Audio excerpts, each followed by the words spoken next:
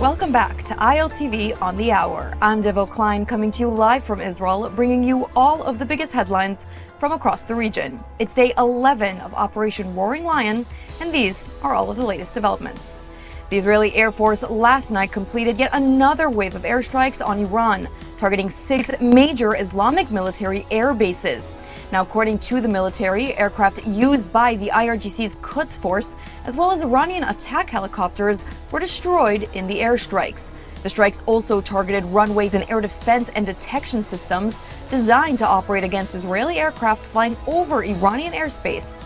In a separate wave of attacks, dozens of Israeli fighter jets dropped more than 170 bombs on military targets in Tehran, Isfahan, and Shiraz, destroying a Quds Force headquarters in Tehran and surface-to-air missile production and storage sites in Isfahan. The IDF added that a UAV facility used to launch attacks at Israel was targeted, and that the channel of supplies between the Iranian regime and its regional proxies has also been severely damaged.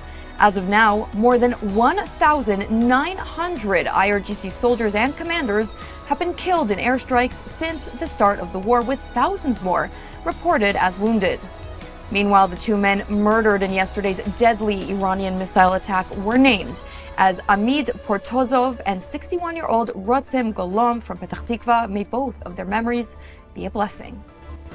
Now, according to Israeli Prime Minister Benjamin Netanyahu, the Israeli and American operations in Iran against the Islamic regime are, quote, breaking their bones. Speaking at a health ministry forum event, the Prime Minister said this. השאיפה שלנו להביא את העם האיראני לפרוק את עול העריצות, בסופו של דבר זה תלוי בו, אבל אין ספק שבפעולות שנעשו עד עכשיו אנחנו שוברים להם את העצמות, ועוד ידנו נטויה.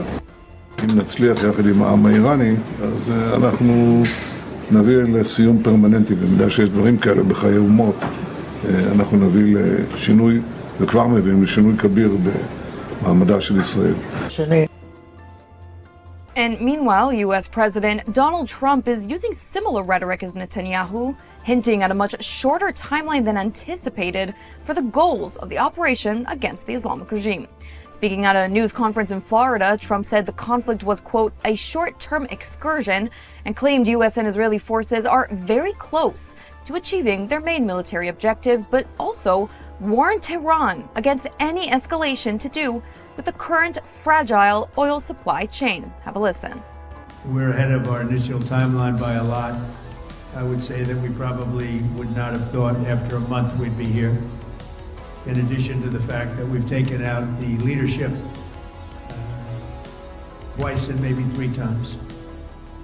We want to keep it that way. As we continue Operation Epic Fury, we're also focused on keeping energy and oil flowing to the world.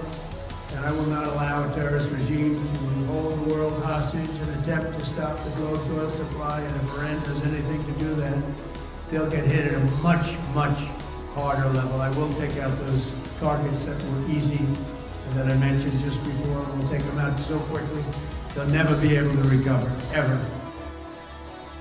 Tehran, in response, said that they, not Washington, will decide when the war ends, and warned that no oil will leave the region if attacks continue. But oil and gas giant Aramco is now warning that if Iran continues blocking the Strait of Hormuz, the results could be catastrophic.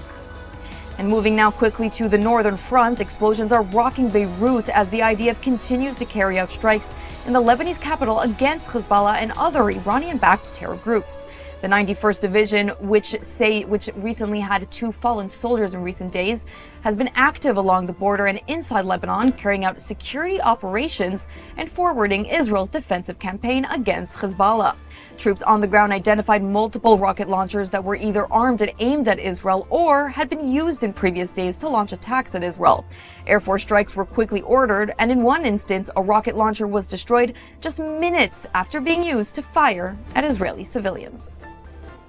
And that's a wrap for this edition of ILTV on the Hour. Stay with us throughout the day as we will continue to give you more updates straight from the heart of Israel. I'm Devo Klein, and thanks for watching.